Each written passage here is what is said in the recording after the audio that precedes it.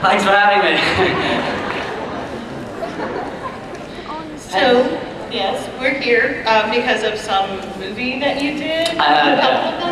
Cool, man. I'm pleased to hear some of you have seen it. I'm amazed. I travel half around the world and you guys actually recognize me. It's very surreal. This character you play, what's his name again? It's not Harry Potter. Draco? Draco Malfoy? Something like that. Thank you. Wow, the support for Draco. I'm surprised.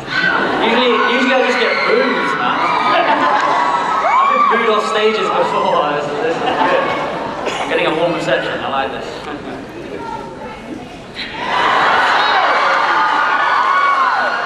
Definitely a warm reception. I have nothing. I don't know what to say to that, man. Thank you, I guess. Awesome. So you've been here for a little bit. How are you finding DragonCon? This is a completely new experience for me. I live a world away from any of this, so it's amazing, man. It's like one of the only places I've ever been where there is no line to cross. You can just as long as you're comfortable in your own skin, then you have a good time. It's great. I'm loving it. And people are so friendly. I haven't seen one miserable face yet. So as long as you guys are having a great time, then it seems to be a good deal. You seem to be having fun, So, a lot of people, of course, know quite a bit about you. You'd probably be a little surprised. Okay, be careful now. But I would like to know, and many other people might want to have a little more information on how you got started as Draco Malfoy. How did that process happen? Well, it was a long time ago now, obviously. I remember vividly going for auditions for Harry. There was open casting in UK, so they had pretty much every kid in the country coming in to audition. I got through the first few auditions for Harry. They dyed my hair brown. They gave me a set of spectacles and put a scar on my forehead, which was fun. And then for Ron, they dyed my hair ginger. Hermione, they just said it never worked out. And then finally they dyed my hair blonde, and that was the look they went for. So I was forever crowned the evil one. So yeah, I'm very grateful for that. I kind of like it too. I'm glad I ended up with Draco, not the other two. So it's a lot more fun, I feel. And that was about it. Yeah, I mean, Chris Columbus and I did plenty of auditions, screen tests and such. I remember actually one of my very first auditions, I had Emma Watson standing next to me. It was one of her first auditions as well. And it was very surreal, but I came back 4 weeks later, she had been cast as Hermione. We were doing some screen tests with her, so it was kind of cool. We were actually one of the first auditions. And I confess, I was probably the only kid throughout the whole auditioning process who had never heard of Harry Potter. I didn't have a clue what was going on, and I know. I got a lot of grief for that one, yeah. But there was a whole line of us, and they kept asking each kid, like, what scene are you most looking forward to seeing from the book turned into the film? And I quickly realised, oh my god, I don't have a clue. So the guy next to me was like, Gringotts and goblins and stuff, and I was just like, yeah, man, right. Gringotts and goblins, I love it. I think Chris Columbus saw straight through me, but it made him laugh, so it's kind of cool. So how did things change for you? I mean, you went into this audition and you were obviously cast as Draco.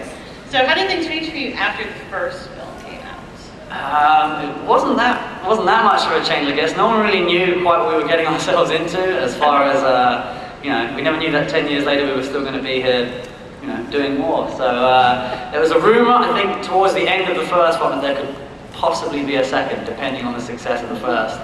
And I think the opening weekend of the first one pretty much confirmed there was going to be a second. So yeah, we were over the moon. I was so excited. I thought they were going to come back and do some more. And every year we come back, we've had more fun, and it's been such an incredible journey, man.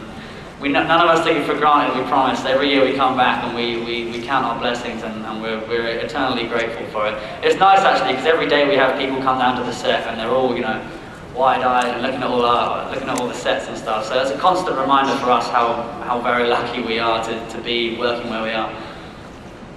Now, let's fast forward a bit. Okay. We talked about your early days.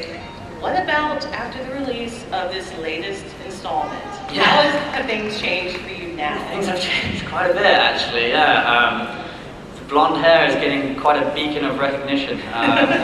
Seems to attract Harry Potter fans. I can't even drive actually. I'm driving these days. I'm just driving along and I look left and there's some guy with his video camera in the car next to me. So yeah, it's Draco Malfoy's evil, he causes car accidents. This is it, yeah. I'm worried about it, yeah.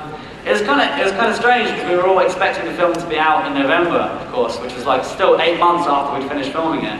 And then we were told it's going to be delayed by another 8 months or whatever it was, and I was like, oh man, I wanted to see it. I hadn't seen any of it. I make a point. You were not alone. Yeah, I'm sure. I make a point of not seeing any of the, any of the takes or any of the any pre-footage. I want to see it when it's finished. So I still hadn't seen any of it. So I was so, excited and nervous really to see how it was. And every year we always think that, the hype's going to die down a bit, and this is going to be possibly the last year that it's as big as it is. But every year you guys come out in your numbers and support us endlessly. I speak on behalf of the whole cast and crew. I'm here representing everyone when I say a big thank you to everyone who supported the films, because we certainly wouldn't be making them if it wasn't for you guys. So I'm thanking you from the bottom of my heart. Thank you very much.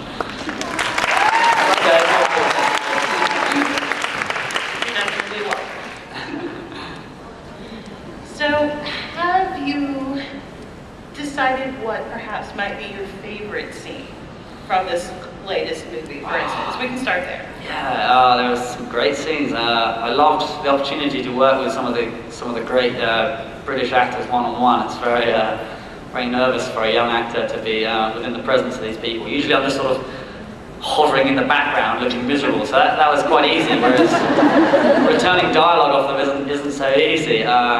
So that was always good fun when we completed that. But stamping on Harry's nose was pretty good. I've been waiting years to do that. And I know when we got into the bathroom, Daniel and I were very excited to kick each other's asses, man. So, and it was really cool without shattering the illusion too much. When we do our spells, generally nothing actually happens. They add it all in later. Yeah, I'm sorry, I don't want to ruin it for younger audience. But in this bathroom scene, they rigged the whole thing up with these pyrotechnicians. So every time we did Expelliarmus or whatever, a toilet would blow up. So it was very satisfying for us. Finally, it felt like we had something, deadly in our hands. We had a lot of fun with that. Even though I lost the fight, we still had, we had a lot of fun. We were supposed to be in there for 3 days, and me and Daniel stretched it out to about 2 weeks, I think. So what else do you actually do? Because we all know, yes, this is Draco Malfoy. He shows up every movie and does an amazing job, and we love him. But what do you do when you're not being Draco?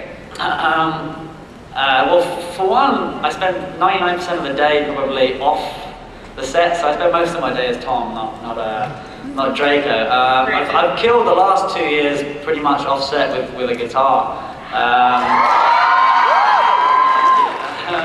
Yeah, it's really nice to have something there that you can just, you can really kill some hours with that thing. And I love to read, I love to write, I love to listen to music, and there's a great group of people at the studio. It's not just the cast, but the crew as well. We've grown up with most of them, which is a real lucky experience. They've seen us come from 12 to 21 now, and it used to be a big, child-friendly set, no swearing, no lewd remarks or anything like that. Whereas nowadays it's a bit better now. It's kind of good. It's a lot more fun these days. So who do you tend to